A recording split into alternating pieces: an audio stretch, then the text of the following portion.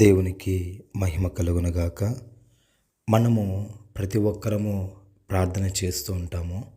అయితే దేవుని గ్రంథంలో నుంచి ఒక విశిష్టమైనటువంటి వ్యక్తి చేసేటటువంటి ప్రార్థనను మనం చూద్దాము. మొదటి దినవృత్తాంతాల గ్రంథము 4వ అధ్యాయము 10వ వచనము.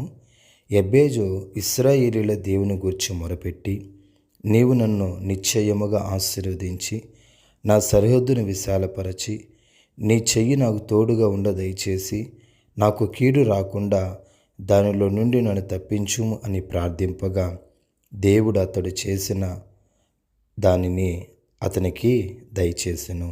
ఇక్కడ యెబెజు చేసేటటువంటి ప్రార్థనలో 4 అంశాలను మనం చూస్తాము. మొదటగా యెబెజు ప్రభువా నన్ను ఆశీర్వదించంటున్నాడు, సరిహద్దును విశాలపరచంటున్నాడు, నీ చెయ్యి నాకు తోడుగా ఉండాలి అని అంటున్నాడు.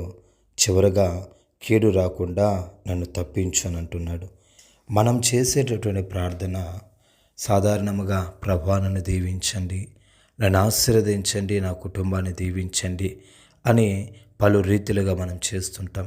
అయితే యెబెజు చేసేటటువంటి ప్రార్థనలో ఆశీర్వాదము అడుగుతున్నాడు, దేవుని యొక్క తోడు అడుగుతున్నాడు, కీడు రాకూడదు అని అడుగుతున్నాడు.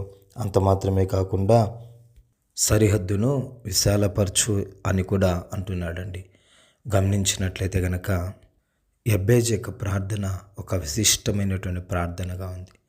ఎంతగా యెబెజు ప్రార్థిస్తే దేవుడు అతడు ప్రార్థించిన రీతిగా, అంటే అతడు మొరపెట్టిన రీతిగా అతనికి దయచేశాడు అనేసి లేఖనం సెలవిస్తోంది. దేవుడు ఒక వ్యక్తి ప్రార్థన ఆలకించాడు అని అంటే అతడు నీతిమంతుడుగా ఉండాలి, యథార్థవంతుడుగా ఉండాలి, దేవునికి ఇష్టడుగా ఉండాలి. అయితే ఈ 3 లక్షణాలు కూడా యెబెజు జీవితంలో ఉంది. కాబట్టి దేవుడు అతడు చేసిన ప్రార్థన ఆలకించాడు, అంగీకరించాడు, ఆ ప్రకారంగా నెరవేర్చాడు. మన జీవితాలలో మనం చేసేటటువంటి ప్రార్థనను దేవుడు వింటున్నాడా?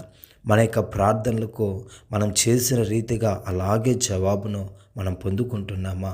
దయచేసి ఆలోచించండి ప్రియమైన దేవుని యొక్క జనాంగమా. ఇక్కడ యెబెజులో మనం గొప్ప విషయాన్ని చూడగలుగుతాం.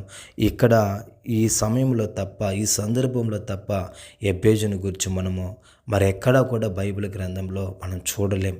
అయితే ఈ ఒక్క 2 వచనాలు 3 వచనాలు మాత్రమే ఉంటుంది యెబెజు గురించి. ఈ 2-3 వచనాల్లో ఉన్నటువంటి వ్యక్తి ప్రార్థించినప్పుడు అతని ప్రార్థన అంగీకరించిన దేవుడు నిశ్చయముగా ఆయన యొక్క రక్తం చేత కడగబడి కొనబడి ఆయన కుమార్తెలుగా ఉన్నటువంటి మనం చేసే ప్రార్థనను కూడా దేవుడు ఆలకించి సహాయం చేసి నడిపించి కాచి కాపాడునుగాక. ఆమేన్, ఆమేన్.